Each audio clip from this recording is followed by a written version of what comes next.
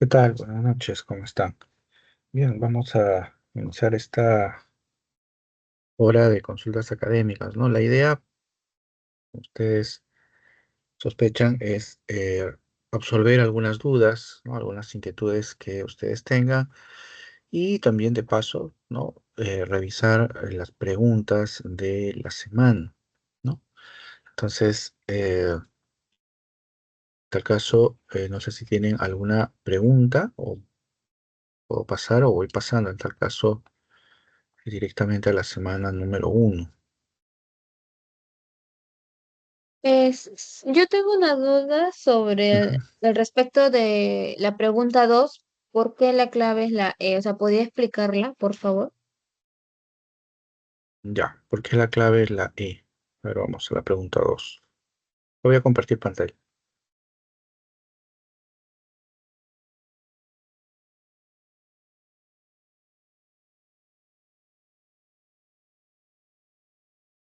Ujú.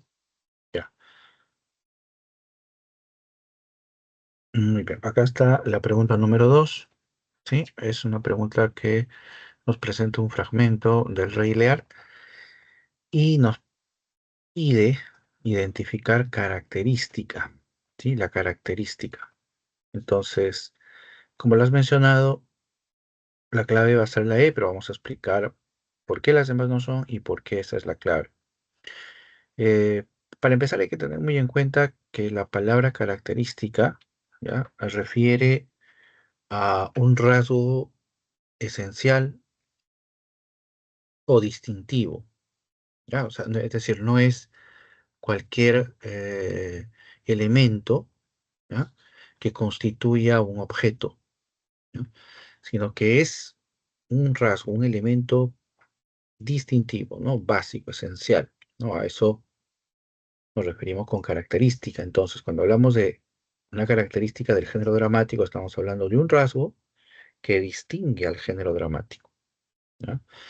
Entonces, empecemos por la clave, ¿no? Como tú ya lo mencionaste, la E, ¿no? ¿Por qué sería la E? Cuando se habla del género dramático, recuerden ustedes, acá tenemos la teoría, ¿no? Los tres géneros. El género dramático se va a distinguir, ¿ya? Por Por el diálogo. la representación y el diálogo, ¿no? Y eso hay que tenerlo en cuenta, ¿ya? De manera esencial, es decir, no pensar que el género dramático se reduce, ¿sí? Al teatro, es decir, a la escenificación, sino que se concentra en el hecho de que la historia se desarrolla a través del diálogo de los personajes. O sea, eso es lo esencial, ¿ya? La escenificación, qué tipo de personaje, ambientes, eso no tiene nada que ver, sino básicamente la naturaleza del diálogo, ¿no? Y eso en gran medida lo distingue de de los otros géneros, ¿sí? Porque el género épico, ¿no? Se va a distinguir por el narrador, el género lírico por la expresión del mundo interior, o lo subjetivo, y lo dramático por el diálogo, precisamente, ¿ya? Y lo que vemos nosotros acá en el fragmento es precisamente ello, ¿no? Es decir, es un diálogo, ¿no? Tenemos a los dos personajes que están hablando entre sí, y toda la obra se desarrolla sobre un diálogo, o en otras palabras, no hay un narrador, ¿sí? Si nosotros tomamos una novela, encontramos ahí una voz que nos va relatando o contando los hechos. En cambio, en una obra dramática no, ¿sí? Eh, las otras características o las otras alternativas, ¿por qué no? ¿Por qué no lo son? El A habla de la escenificación, ¿no? Escenificar es no representar, sino es ambientar, ¿no? Es decir, cuando en el teatro, por ejemplo, vemos el escenario, vemos nosotros un conjunto de elementos que representa el espacio, representa la época. Esa es la escenificación, que no tiene que ver directamente con el género dramático, ¿no? ¿Por qué? Porque una obra dramática no necesita ser escenificada, porque su esencia no está en ser escenificada, es decir, eh, pensemos en una obra, ¿no? Por ejemplo, acá El Rey Lear, ya muy bien. Pongámonos en una situación hipotética, ¿no? Imaginemos que eh, esta obra, ¿sí?, la compuso Shakespeare, pero nunca se representó, es decir, nunca se escenificó, mejor dicho, ¿sí? Nunca se llevó al escenario y siempre permaneció, ¿sí?, en el papel. Esa obra no deja de ser dramática, ¿no? Porque el diálogo, que es lo que constituye el género dramático, está ahí, ¿no? Así no se haya significado, ¿no? Entonces, la escenificación no tiene nada que ver con el género dramático, ¿no? Es por eso que la alternativa A no es la clave. Y luego la que viene, ¿no? La C dice representa las acciones a través de un relato fluido. Aquí la palabra que inhabilita esta alternativa es relato, porque al hablar del relato estamos hablando de narrador, y al hablar de narrador ya estamos hablando de género épico. Entonces ya ahí se invalida. Ahora, acá, sin embargo, una pequeña precisión, ¿ya? Hay que tener muy en cuenta que cuando hablamos de los géneros, ¿ya? Hemos referido tres géneros, ¿no? Pero también hay que tener muy presente, ¿ya?, que los géneros, ¿sí?, no son excluyentes. Es decir, en una obra, ¿ya?, que yo identifique, por ejemplo, como narrativa, no quiere decir que no haya elementos líricos, ¿no? Y viceversa también, ¿no? En una obra lírica no quiere decir que no vaya a haber elementos narrativos, ¿no? Pero predomina siempre uno, ¿no? Entonces, por ejemplo, ¿no?, una novela, Crimen y Castigo, ¿no?, es una obra narrativa, pero tiene diálogos extensos y muy importantes. Entonces, esa obra narrativa tiene un carácter dramático, ¿no? Y así igual, ¿no? En una obra dramática, podemos encontrar que en algún momento hay un relato, ¿sí? Claro, por ejemplo, Hamlet, ¿no? Pensemos en Hamlet. Y se narra dentro de la obra, ¿no? Se narra la muerte del rey Hamlet. Y entonces lo que tenemos ahí es un relato, pero ese relato no predomina dentro de la obra, ¿no? Sino que simplemente es un elemento, es un complemento, ¿no? Lo que predomina es el diálogo, ¿no? En Hamlet, entonces, obra dramática, ¿no? Entonces, eso es lo que siempre hay que tener en cuenta también, ¿no? No es que se excluyan, por eso decía, ¿no? Entonces, pero aquí, ¿no?, pero aquí se está hablando de característica.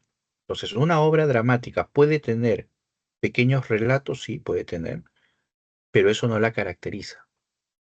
Eso no la caracteriza. Entonces, por eso la C no es la clave.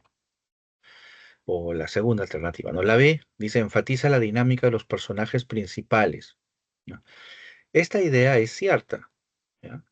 Por supuesto, ¿no? O sea, enfatizar es darle mayor visibilidad, realce, ¿no? Y vemos ahí que las obras, por supuesto que se concentran en el personaje principal.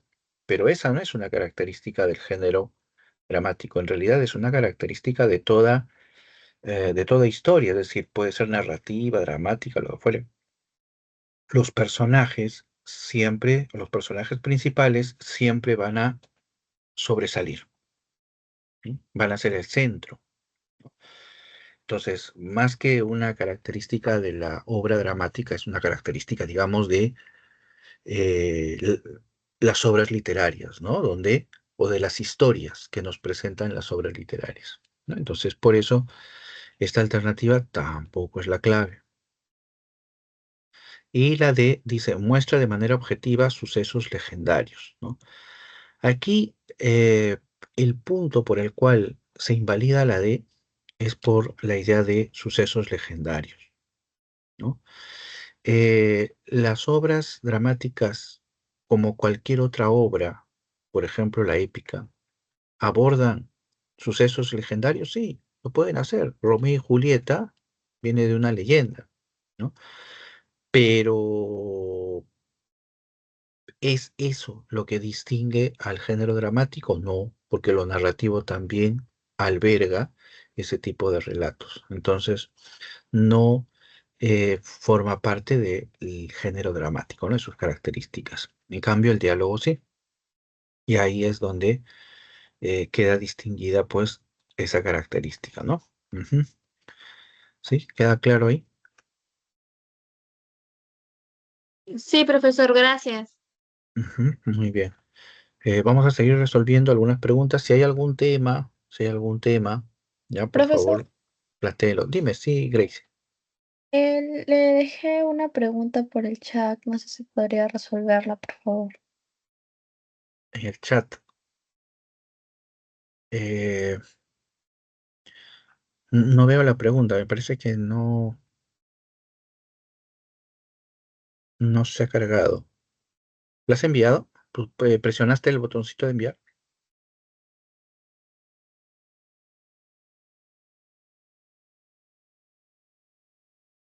Profe, vuelva a cerrar y abre el chat. Ah, se pone en ese plan el chat. A ver, vamos a ver el chat bandido.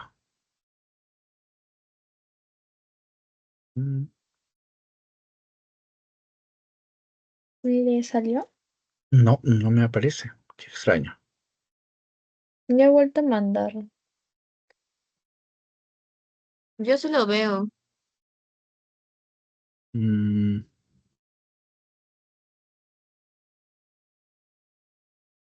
a ver.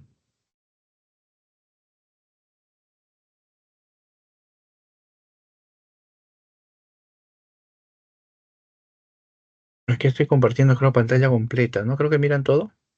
Sí. Tengo desplegado el chat y no me aparece, ¿eh? Solamente está mi saludo Mm, y no me aparece. Qué extraño. Voy a volver a cerrarlo. A ver.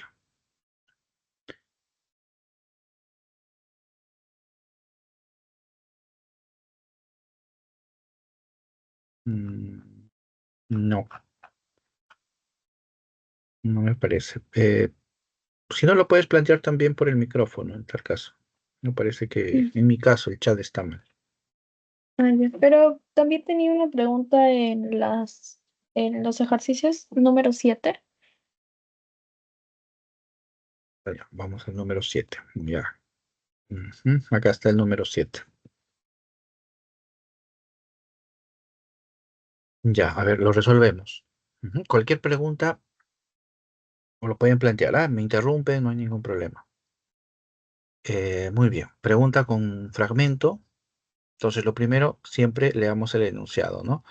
¿Qué tema abordado en la epopeya Ilíada de Homero se puede apreciar en el siguiente fragmento de la obra? Es decir, argumento, no, sino el tema desarrollado, ¿no? Por lo tanto, me van a plantear seguramente frases para identificar cuál es el tema que se presenta aquí, ¿ya? Siempre antes de leer el fragmento, yo aconsejo leer primero las alternativas, ¿ya? Uno, como para tener más o menos una idea de qué es lo que tengo que buscar, y dos, también por ahí puedo aprovechar para descartar algunas, ¿ya? Porque algunas las podemos, por un conocimiento previo, ¿no? Las podemos descartar rápidamente. A ver, dice, el sufrimiento humano por realizar la quema de cadáveres. Bueno, la obra habla de sufrimiento humano y, bueno, ya cadáveres, ya, lo vamos a dejar ahí. La muerte asumida como una ofrenda en honor a Príamo. Mm, ya, también podría, no sé. La guerra y sus fatales implicancias para Aqueos y Teucros.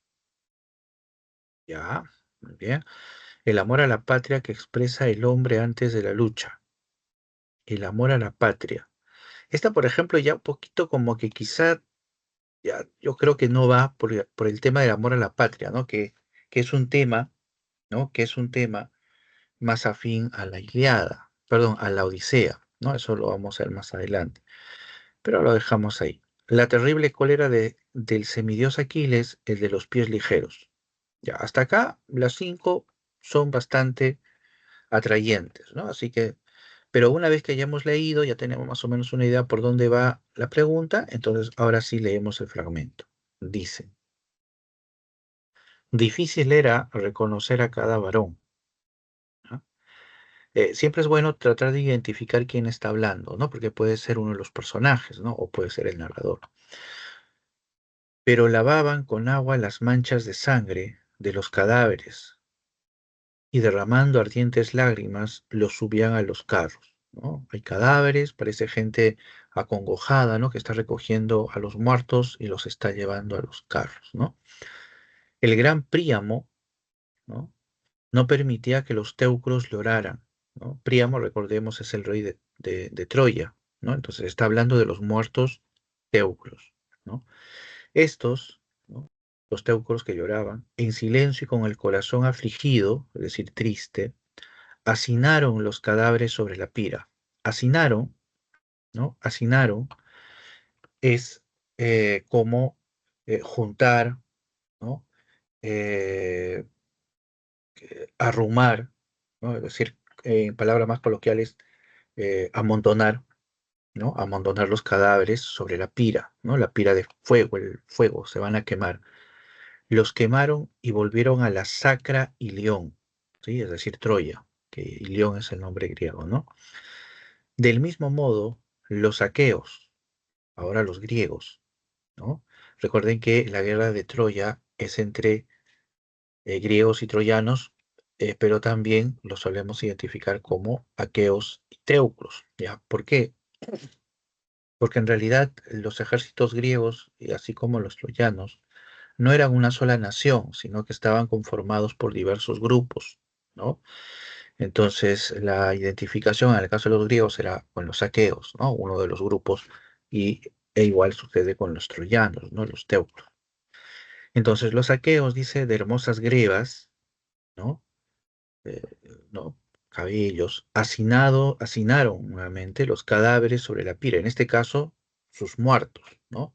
Los hacinaron sobre la pira, el fuego, los quemaron y volvieron a las cóncavas naves, ¿no?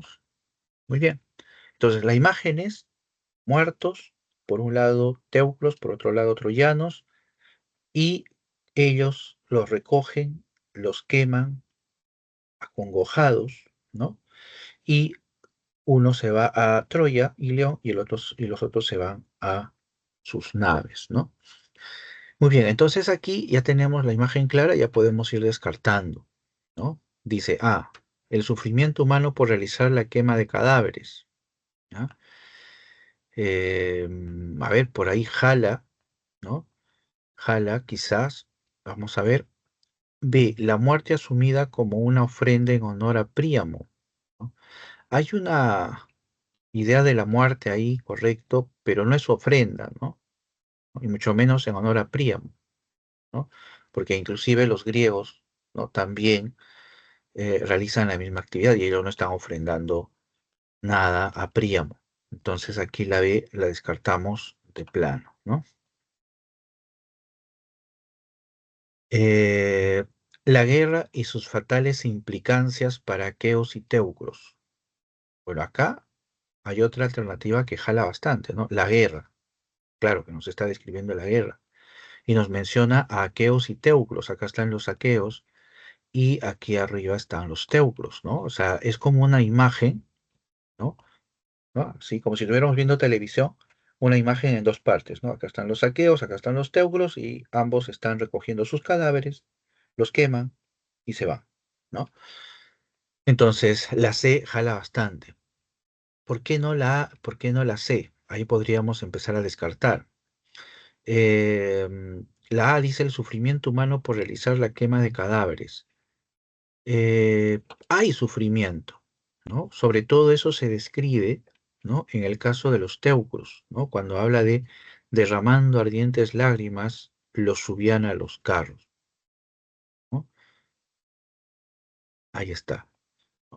Entonces, pero aquí habría en tal caso que precisar por qué están llorando, ¿no? Porque la alternativa A nos plantea un motivo, ¿no? Es decir, hay sufrimiento debido a qué? Debido a que van a quemar cadáveres. ¿Ya? Eh, pero el sufrimiento que se describe aquí es debido a qué, ¿no? ¿Porque los iban a quemar o porque eran sus muertos? Entonces, aquí lo que estamos nosotros viendo en el fragmento es sufrimiento, sí, pero porque han muerto, o sea, no porque los vayan a quemar, ¿no? Entonces, ahí es donde se invalida la A, ¿no? Es un poco fina la diferencia, ¿no? Pero es lo que nos está planteando la A, es un motivo, dice, ¿no? Motivo, pero el motivo en el fragmento es propiamente que hayan muerto, ¿no? Sus compañeros, digamos. Entonces, hasta ahí nos estamos quedando con la C. Vayamos a la D. Dice, el amor a la patria que expresa el hombre antes de la lucha. Bueno, ¿hay lucha? Sí. Están ahí descritos los hombres, ya, pero que hablen del amor a la patria, ¿no? Porque dice expresa, ¿no? El amor a la patria que expresa el hombre antes de la lucha, ¿no? Aquí lo que claramente se nota es congoja por los muertos, ¿no? Y una vez que los queman, retornan a sus hogares, digamos, ¿no? Entre comillas, ¿no? Porque, bueno, los teucros se van a Ilión y los aqueos se van a sus naves, ¿no? Pero no lo hacen como expresión de amor a la patria, ¿no? Sino simplemente para guardar, ¿no? A sus muertos. Entonces, no va, ¿no? No va la clave. Y la E dice, la terrible cólera de semidios Aquiles, el de los pies ligeros. Eh, Claramente no está mencionado Aquiles en ninguna parte. Ahí, de cajón. Y tampoco de manera implícita, ¿no? Tampoco de manera implícita se podría aquí interpretar la influencia de Aquiles, ¿no? Porque solamente se está describiendo, ¿no? Solamente se está describiendo eh, la quema de cadáveres, nada más, ¿no? Y entonces aquí la E tampoco es la clave, ¿no? Ahí la descartamos, ¿sí? Y nos quedamos con la C, ¿no? Que describe, ¿no? Con mayor precisión lo que está sucediendo en el fragmento, ¿no? Muy bien, ¿no? No sé si me dejé explicar ahí o hay alguna pregunta más que podríamos señalar. Ah, Ah, ya llegó la pregunta, justo. sí, ya llegó, ahí estaba justo viendo la pregunta, ahora vamos a ver. Esta es pregunta de examen. Sí, Ajá, pregunta de examen con 4 alternativas. ¿Es San Marcos? sí, de examen pasado de la pre. Ah, a ver, vamos a ver. Dice, en los versos citados pertenecientes a la rima 12 de Gustavo Adolfo Bécquer, ¿qué figuras literarias han sido empleadas? Ya, nos piden figuras, eso quiere decir dos. Veamos las alternativas. Símil, epíteto, epíteto, anáfora, anáfora, hipérbole, hipérbole, símil, ¿no? Siempre les lanzo un consejo, ¿no? Cuando les dan este tipo de alternativas, ¿ya? No es una certeza lo que voy a decir, ¿ya? Y probablemente ya algunos lo sepan, pero nos ayuda. ¿Cuál es? De que la clave posiblemente sea la que más se repite, ¿ya? Posiblemente, digo, ¿ya? Entonces, si nosotros vemos acá, ¿no? Por ejemplo, se repite epíteto, epíteto, hipérbole, hipérbole, ¿sí? Luego está anáfora, ¿no? Y anáfora se repite 2 veces, igual que hipérbole, ¿sí? Ya va jalando hacia la de B. Podría ser, ¿no? También podemos aplicarlo de modo inverso, ¿no? Es decir, los que menos se repiten son los que no son clave, ¿no? Por ejemplo, ¿quién repite menos? A ver, no, acá está distribuido, pero han puesto 2 en cada caso. Bueno, como son 4 alternativas, y han podido jugar con eso. Ya está bien. Vamos entonces a leer los versos, ¿no? Recordemos, ¿no? Epíteto tiene que ver con adjetivos, ¿ah? Porque caracteriza. El símil, tenemos que encontrar una partícula como, expresiones así, ¿no? Como, semejante a, parecido a. La anáfora, tenemos que encontrar palabras que se repitan al inicio, ¿ya? La hipérbole, exageración, ¿ya? Esos elementos hay que encontrar. Entonces, a ver, dice, y sin embargo, sé que te quejas porque tus ojos crees que te afean, ¿ya? Pues no lo creas, que entre las rubias pestañas, junto las sienes, semejan, fíjense ahí, semejan broches de esmeralda y oro que un blanco armiño sujeta. Entonces, en una primera mirada, ¿no?, podemos ahí identificar uno de los elementos, ¿no? Por eso la palabra clave, ¿no? O sea, símil, hay que encontrar estos conectores, esta suerte de nexos, ¿no? Como, semejante, parecido, etcétera, ¿no? Epíteto, hay que fijarnos en los adjetivos, ¿no? La anáfora, repetición, y la hipérbole, exageración. Entonces, aquí podemos identificar nosotros la palabra semejan, ¿eh? Que entre las rubias pestañas, junto a la sien, semejan broches de esmeralda y oro. Aquí está el símil, ¿eh? El cómo. Acá no están usando el cómo, están usando un equivalente, ¿no? Un nexo equivalente. Entonces, Profesor, ya tenemos el... entonces Dime. Ujú. no es necesario que me pongan las palabras como o cual para que sea símil. No. Me pueden La, poner otro.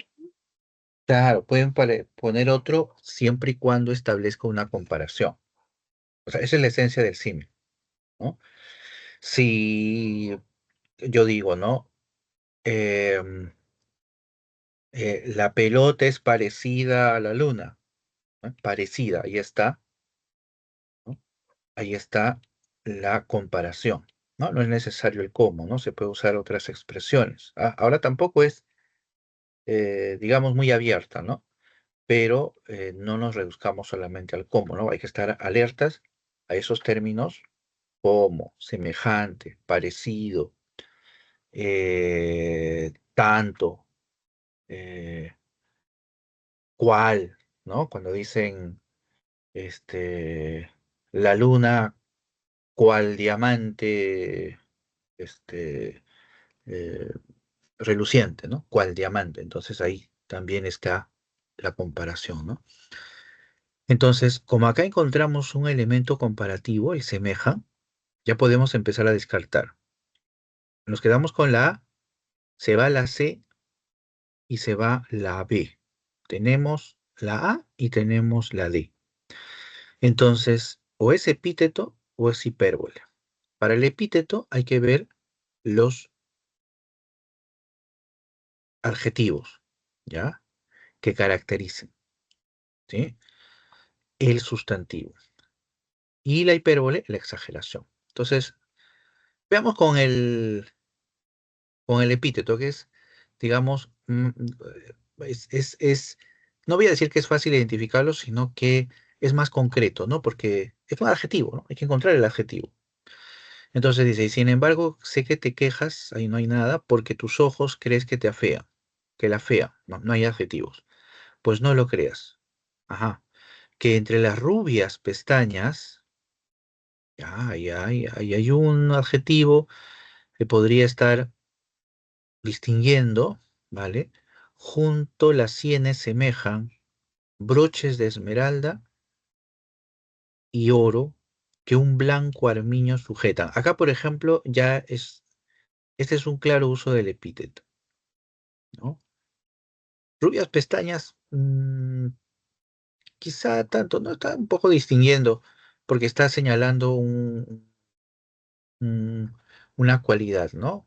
Una característica. Pero acá es más clarísimo el epíteto, ¿no? Un blanco armiño, ¿no? El armiño es precisamente una indumentaria, un accesorio, este, de color blanco, ¿no? Entonces, lo que lo distingue, ¿no? Así como en los ejemplos que se ponía verde, hierba, fresco, hielo, ¿no? Frío, hielo, ardiente, fuego. Entonces, blanco armiño, ¿no? Entonces, acá tenemos un epíteto. Entonces, ya podemos decir que la clave es la A, ¿no? con el símil y el epíteto, ¿no? El símil que se presenta con el semeja y el epíteto que se presenta aquí en blanco armiño, sobre todo, ¿no? Este podríamos discutirlo, ¿no? Pero aquí es clarísimo, ¿no? El blanco armiño. Ahora, para estar súper seguros, veamos la hipérbole. ¿Habrá hipérbole? Profesor, Dime. ¿el por qué podría reemplazarse como tus ojos y también podría ser símil o no? Ya, interesante pregunta. El por qué, ¿ya? Es un conector causal, ¿ya? Es un conector causal. La relación de semejanza establece una misma jerarquía entre elementos, ¿ya? Si yo digo el sol es un plato, ¿no? El sol es como un plato, ¿no? Como un plato, entonces estoy estableciendo, ¿sí? Semejanzas, ¿no? Dos objetos en la misma jerarquía. En cambio, el cómo no cumple esa función. El cómo, la única función que cumple, ¿ya? Es la de explicar o presentar un motivo, ¿no? Presentar un motivo, ¿no? Y se presenta siempre entre dos proposiciones donde una es la causa y la otra es el efecto. Uno es el motivo y el otro es la consecuencia, ¿no? Llegué temprano a la pre. ¿Por qué? ¿Cuál fue el motivo de que yo llegué temprano? Salí a las 5 de la mañana de mi casa. Como salí a las 5 de la mañana, ese es un motivo que me permitió, consecuencia, llegar temprano a la pre. Entonces, el por qué nos presenta la consecuencia. Esa es su función, podría decir, única, ¿ya? Entonces, nunca va a establecer comparación. Sí, el por qué nunca establece comparación, solo establece causalidad, ¿no? Motivo. ¿Sí? ¿Me dejo entender? Sí, profesor, gracias. Ujú, muy bien, no, precisamente por ese motivo son consultas académicas, ya para esos pequeños detalles, ¿no? Irlos aclarando. Entonces aquí la clave es bla, ¿no? Como lo hemos estado señalando. Hipérbole, no hay aquí hipérbole, no hay aquí exageración, ¿ya? Recuerden que la exageración, la hipérbole, no, tiene que ver, podríamos quizás reducirlo a dos detalles, ¿ya? Uno, la hipérbole tiene que ver con el aumento o disminución de una medida, ¿ya? Puede ser tamaño, puede ser volumen, puede ser intensidad, pero tiene que ver con una medida, ¿ya? Con una proporción. Y luego, toda hipérbole es un aumento que rompe toda coherencia, ¿no? Que rompe toda coherencia, ¿no? Como un ejemplo que ponía, ¿no? En la otra sesión. Yo puedo decir, en mi jardín, en mi pequeño jardín, yo tengo 50 flores diferentes. Bueno, pues 50 puede ser, ¿no? Tal vez está antes, ¿no? Y ahí pone todas las flores. Es pequeño su jardín, pero puede ser, es posible. Hay cierta coherencia. Pero que yo diga, en mi pequeño jardín tengo todas las flores que existen en la tierra, eso ya resulta una exageración, ¿no? ¿Por qué? Porque es contradictorio, ¿no? Si mi jardín es pequeño, ¿cómo puedo tener a todas, inclusive todas? Y es más, ¿no? Si digo todas las plantas de la tierra, imagina, todas las plantas, eso sería tener árboles. Entonces ya no hay coherencia, se rompe la lógica, ¿no? Entonces, en ese punto es donde se produce la hipérbole, ¿ya? Y leemos acá los versos, ¿no? Y no vemos en ningún momento, ¿no? Algún cambio de intensidad o de magnitud que quiebre la lógica, ¿no? O la coherencia, ¿no? Entonces, no hay hipérbole, nos quedamos con la A, ¿no? A ver, veamos la siguiente pregunta. Esta es creo otra, ¿no? Ah, no es la misma, ¿no? Es la La misma, lista de sí. abajo. Y como no Ujú. llegaba, la mandé 2 veces. Gracias, profe. Sí, gracias, nos llega a ti. Sí, pues, sí, el chat ahí malvado. Muy bien. No sé si tienen alguna otra pregunta. Ahí veo Profesor, una también a consulta. Jorge. Dime, Danilo. Este, no sé si ha hecho el ejercicio número 6 del cuadernillo. Recién No, no te entro y preocupes. quisiera que me lo explique, por favor. Claro, no hay problema. Si ya lo hicimos, lo volvemos a hacer, no hay problema. Ya. Este es la pregunta número 6, ¿no? Sobre la Ilíada.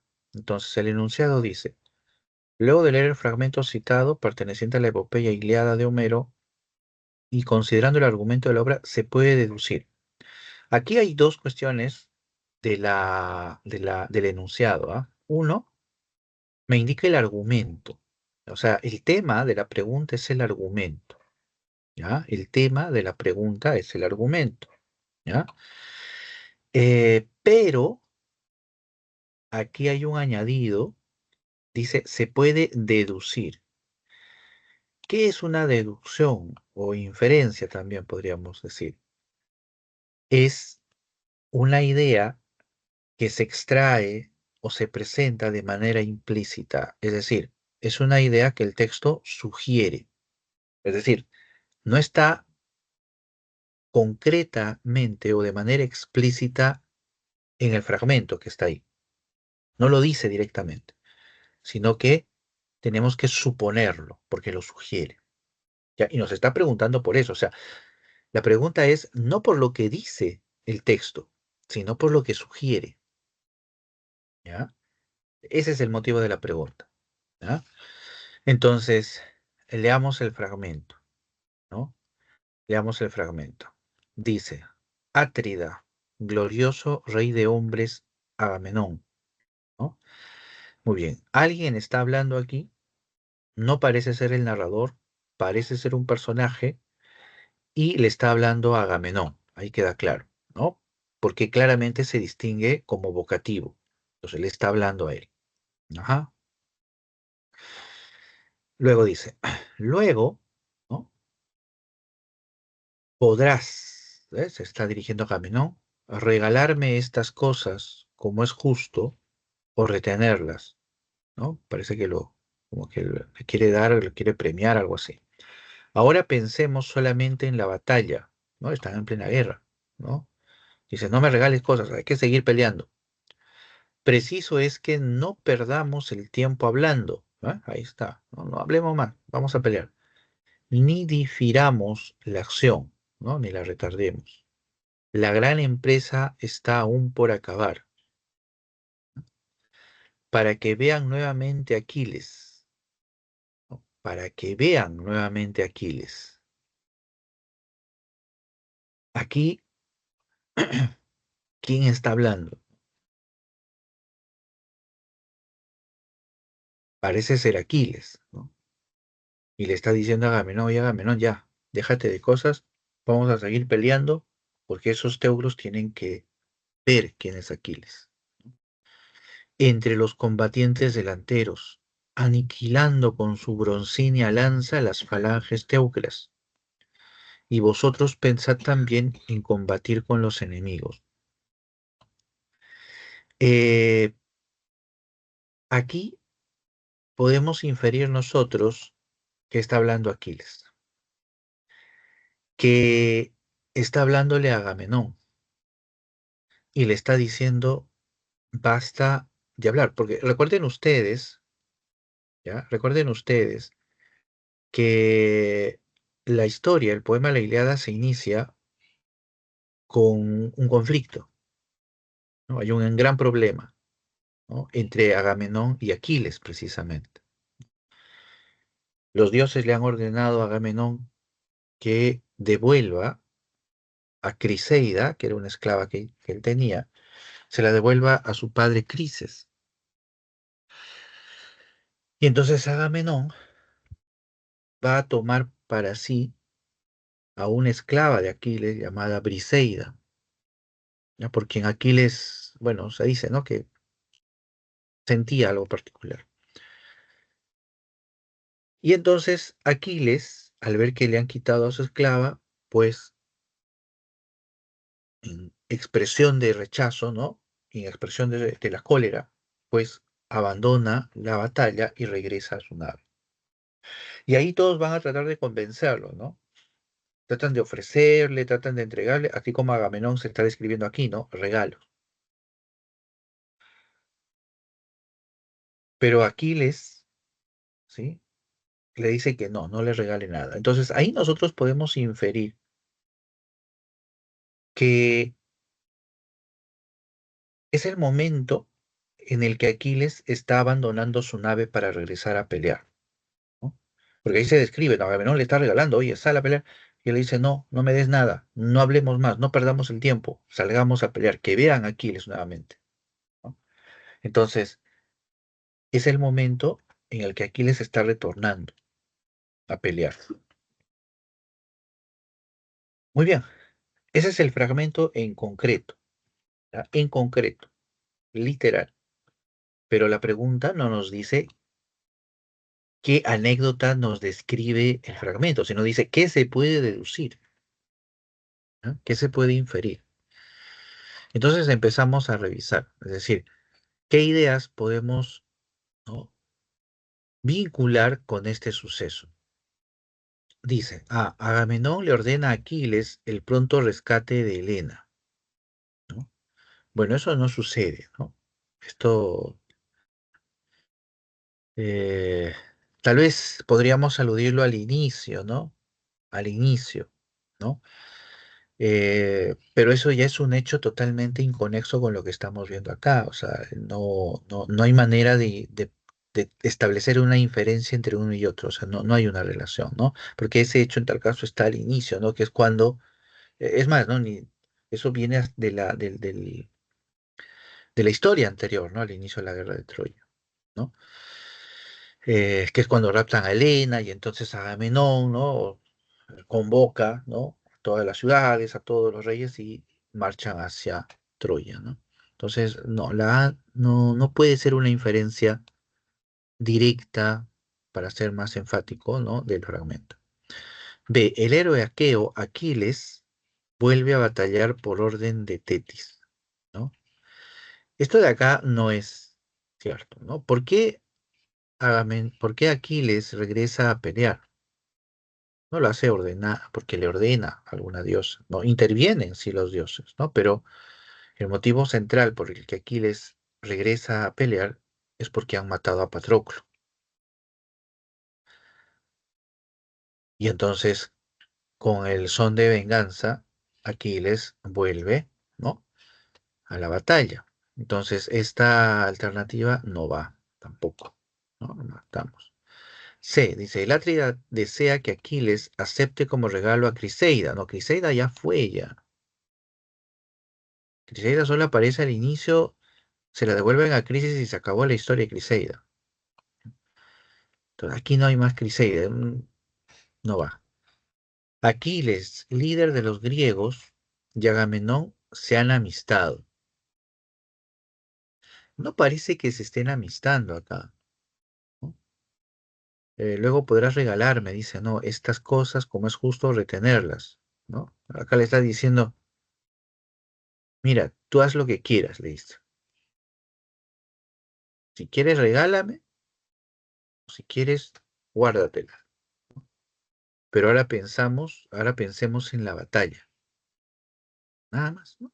Entonces, no hay una expresión de reconciliación, ¿no?, de amistad, digamos, ¿no?, entre Aquiles y Agamenón. Así que aquí la D también se va. Y la E dice, ¿no? El valiente Patroclo había sucumbido ante el troyano Héctor, ¿no? Que era lo que precisamente estábamos diciendo acá arriba, ¿no? ¿Por qué Aquiles vuelve a pelear? Porque han matado a Patroclo. Entonces, esta idea se puede inferir del fragmento, sí, claro, porque el fragmento está describiendo el retorno de Aquiles a la batalla. Y entonces se infiere que uno de los eventos anteriores y que es motivo del retorno de Aquiles es la muerte de Patroclo, ¿no? ¿Y quién mató a Patroclo? Pues lo mató el troyano Héctor, el hijo de Príamo, ¿no? Entonces, aquí la clave, ¿no?, no solamente es porque se refiere al argumento, sino porque implícitamente se vincula con el fragmento, ¿no? A eso se refiere con deducir, ¿no? Nos dice, deduce, ¿no? Entonces, es una idea que el texto nos sugiere, ¿no? De manera implícita. ¿Sí? Entonces, no sé si quedó claro ahí o hay alguna duda más sobre la pregunta. Este es el espacio para las preguntas, ¿ya? Precisamente venimos porque tenemos dudas y muy bien, ¿no? Sus preguntas, les agradezco mucho. Muy bien, acá hay algunas otras preguntas. Eh, díctale, dice. Sarmiento dice, profe, enseñe cómo analizar claves. Bueno, por ahí más o menos estoy sugiriendo algunas pistas, ¿no? Pero son siempre guías, ¿ah? Nadie resuelve preguntas tan solo leyendo las claves. Me refiero tan solo aplicando esta suerte de deducciones, ¿no? Pero son guías, ¿no? Trejo dice, buenas noches, disculpe, el profesor ya realizó la 8. Ya, ahora hacemos la 8, Andrea. Pero antes, a ver, dice Einar, dice, no, profe, se repiten dos veces el que. ¿No se consideraría anáfora esta o tiene que repetirse en toda la estrofa? Ya, creo que te refieres a ver, al esto, ¿no?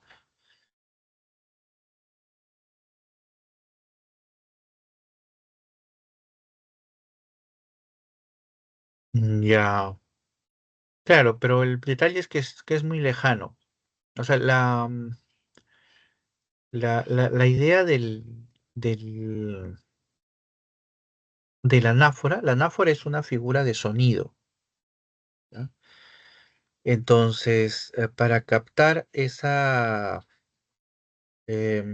sonoridad, digamos, tiene que haber cierta cercanía o en tal caso, cierta reiteración, ¿no? Si estuvieran más juntas, podríamos considerarlo anáfora, ¿no? ¿No? Podríamos considerarlo anáfora, ¿no? Pero acá están bastante lejanas, son dos, como que se pierde, ¿no? Ese grado de sonoridad que distingue a la anáfora, ¿no? Pero sí, muy buena tu observación, ¿ah?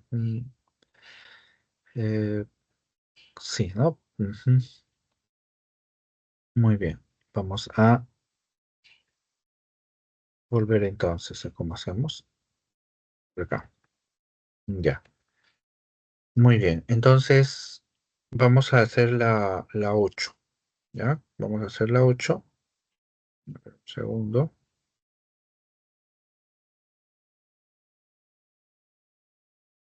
A ver. mm, Vamos a ver por acá. Tengo una pequeña consulta acá. A ver, vamos a verlo. Ya. A ver, mientras tanto, vamos hacia la 8. Ujú, ujú, ujú, ujú, pa, pa, pa, pam, pa, pam. A ver, a ver. Ya, vamos a la 8. Ujú. Ya, acá está la 8. Vamos a ponerlo con la clave. A ver, pero un segundo, a ver. Ujú.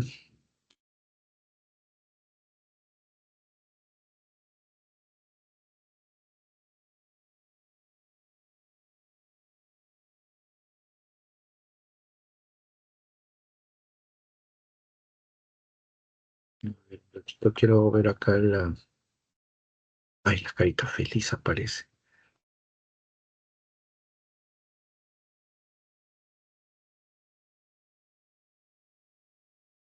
Ajá.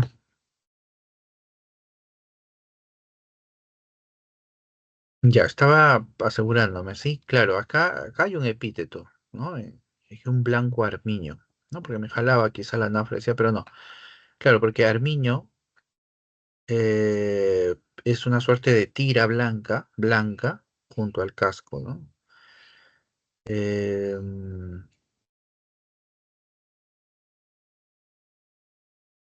¿No? También armiño tiene el sentido de cosa pura o limpia, ¿no? Así que se vincula, sí, con lo blanco, ¿sí? Ahí tenemos un epíteto. Ya, muy bien. Vamos entonces a la 8. Ya, ahí está la 8. A ver. dice sobre la Ilíada, ¿no? Dice, teniendo en cuenta el comentario sobre la epopeya homérica Ilíada, marque la alternativa que completa de manera correcta el siguiente enunciado, ¿no? Bueno, hasta acá no nos ha dicho el tema, ¿no? Porque lo que hay que buscar siempre en el enunciado es el tema. O sea, lo único que hay que buscar, el tema. Lo demás son datos, ¿no? Que el autor de tal, que la obra en tal. No interesa. Lo que interesa es el tema, o sea, de qué nos está preguntando. Entonces dice, para el autor de esta obra, es decir, de la Ilíada, la vida es asumida como una lucha constante, la cual permite, allá, nos está preguntando sobre el tema principal, ¿no? Y cuál es en sí la idea, ¿no? Dice, la vida es asumida como una lucha constante, la cual permite que. Entonces aquí hay que recordar brevemente el sentido de la Ilíada, ¿no? Recuerden ustedes que los cantares de gesta que digo, las epopeyas, ¿no? Cumplían un fin, ¿no? No eran simplemente historias, ¿no? Que se entonaban y que entretenían, ¿no? Porque al final el Rapsoda, pues, entretenía a la gente, ¿no? Con con los poemas que recitaba, sino que también las epopeyas eran espacios o eran medios a través de los cuales se brindaban ciertos modelos, ¿no? Modelos de conducta, modelos de acción y de vida, ¿no?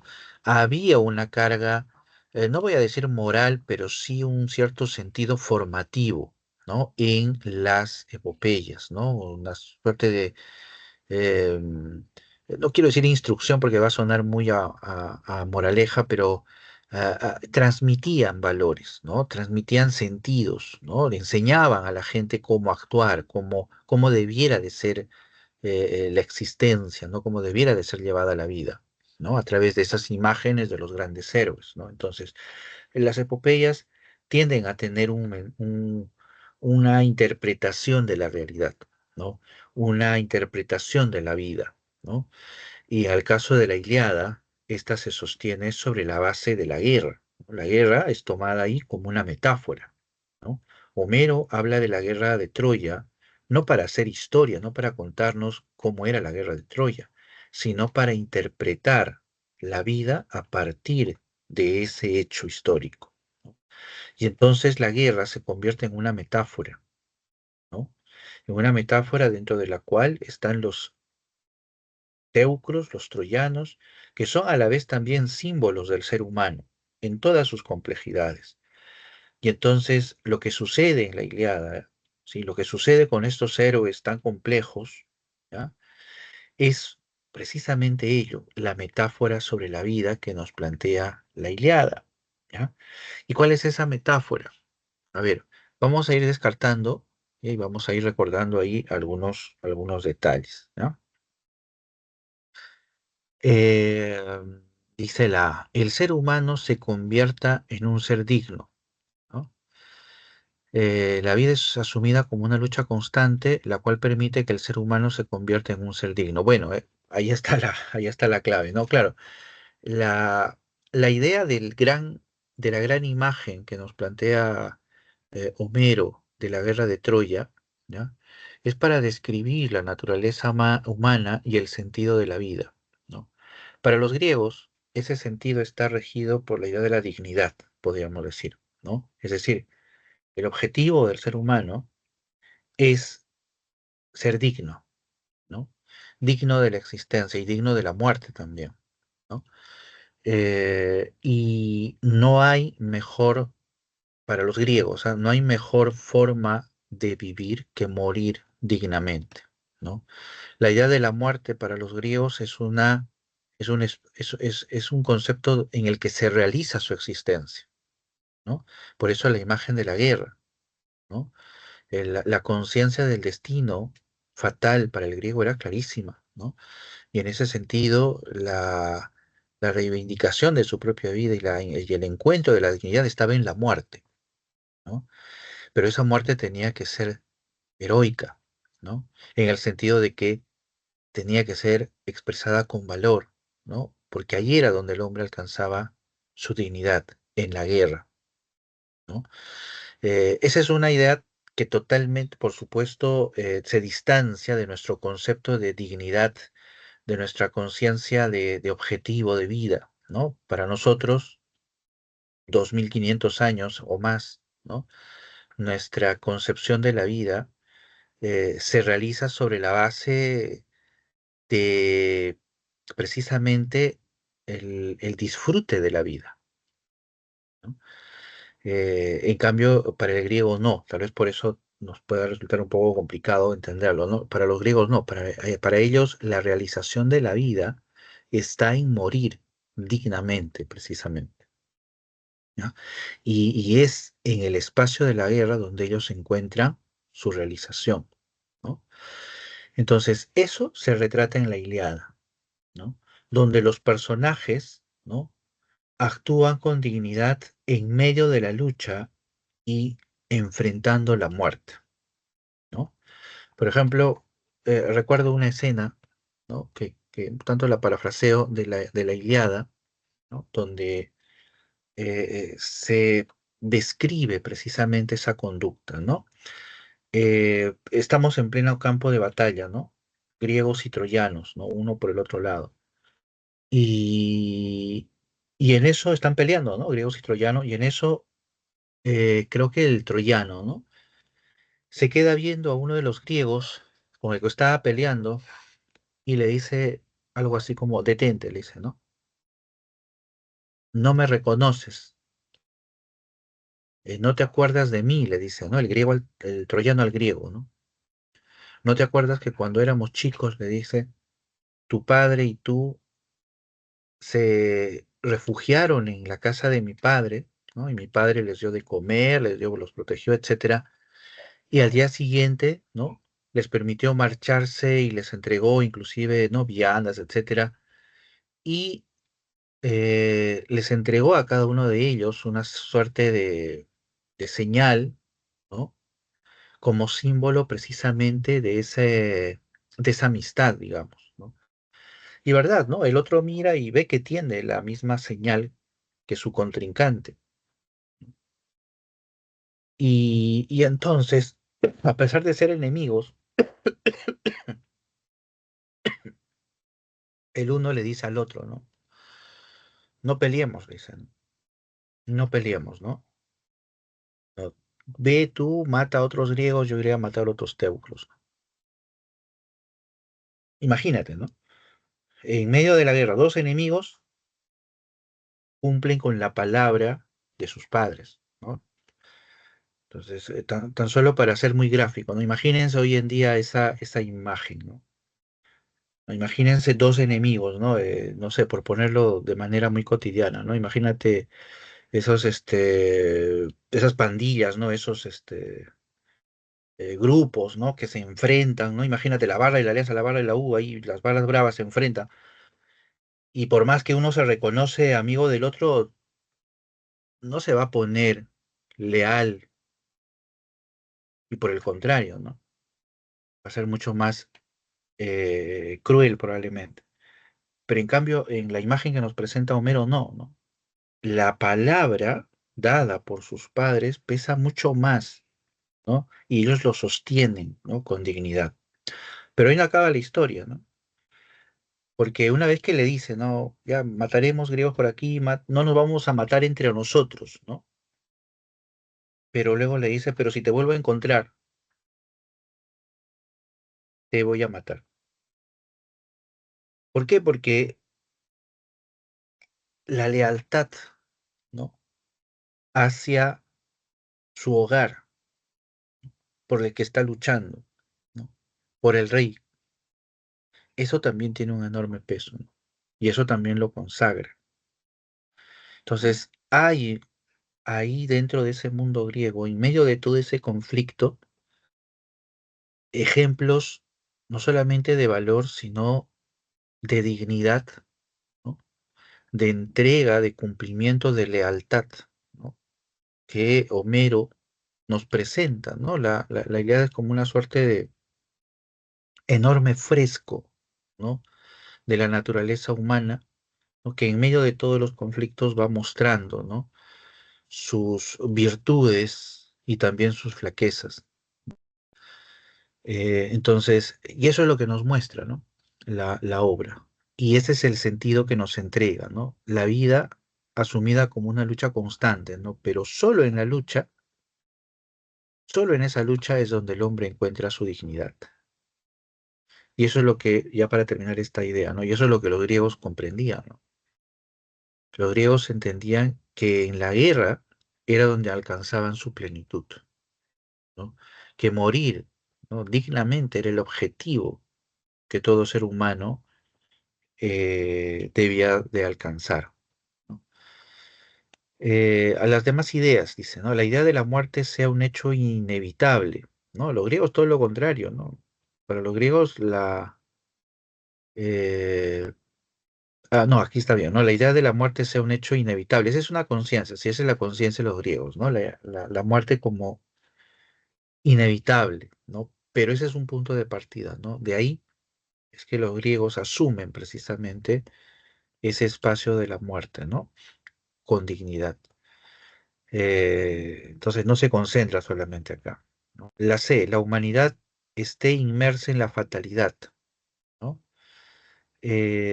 No, tampoco ni siquiera tiene relación, porque acá habla de la vida como lucha constante. ¿Para qué? Para que la humanidad esté inmersa en la fatalidad. No, tampoco es casi una contradicción. En la D dice, los héroes puedan consumar su venganza, ¿no? Va en contra de la idea de la propuesta o de la visión griega, ¿no? Que es la búsqueda de la dignidad, de la dignificación del ser humano. Y las proezas bélicas asuman un tono trágico, ¿no? Eh, no, no hay más que nada una exaltación. No olvidemos que en las epopeyas, ¿no? Lo que se busca precisamente es exaltar, ¿no? Resaltar, ¿no? Esos valores, ¿no? Esa imagen de dignidad, ¿no? De heroicidad, ¿no? Del ser humano. Entonces acá la clave viene a ser la A, ¿sí? Muy bien,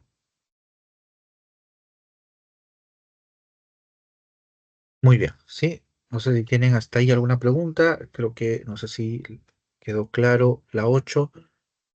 ¿Tienen alguna pregunta, alguna duda ya para terminar? Sí, la sesión es hasta las 8.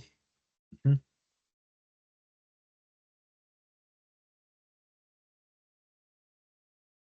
Ya, muy bien. Entonces, vamos a concluir aquí. Les agradezco muchísimo. Prof- Ángela, ¿sí?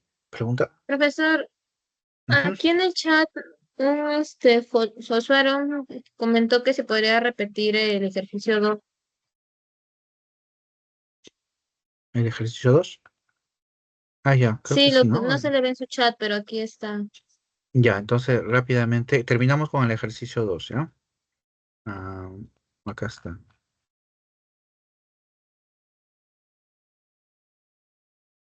Ya, acá el ejercicio 2. Ya, este que habíamos trabajado. Lo explico, no hay problema, rápidamente, ¿no? La pregunta, ¿no? Dice, después de leer el fragmento citado, perteneciente a la tragedia de Rey Lear de William Shakespeare, se puede afirmar que la dramática, perdón, se caracteriza porque el género dramático, a eso se refiere, ¿no? ¿Por qué se caracteriza? ¿No? Dentro de los tres géneros, recuerden ustedes, hay rasgos que los definen. El épico, narrativo, hay un narrador, un relato. El lírico, mundo interior, se concentra en las emociones, los sentimientos, la fantasía, la imaginación. Y el género dramático en el diálogo, sustancialmente en el diálogo, ¿sí? Pero ojo, también lo pueden ver de esta manera, ausencia de narrador, ¿ya? En el caso del género dramático, claro, predomina el diálogo, ¿por qué? Porque no hay narradores, ¿ya? Porque todo se desarrolla a través del diálogo de los personajes, ¿ya? Y eso es precisamente lo que observamos en el fragmento, ¿eh? En el fragmento vemos a los personajes Leard y Kent que están dialogando, ¿no? Están conversando. Y ahí es hacia donde vamos ahora las claves, ¿no? Dice, la A tiene que escenificarse ante un público espectador, ¿no? Escenificarse. La escenificación no es la representación. Escenificar es implementar un escenario, ¿no? Un ambiente para la representación. No es no es una característica del género dramático. En tal caso, forma parte del espacio del teatro, lo que fuera, ¿no? Pero no es parte del género dramático. ¿Ya? No es lo mismo escenificar que representar. ¿No? La C, representar las acciones a través de un relato fluido. ¿No? La idea del relato involucra la narración. ¿No?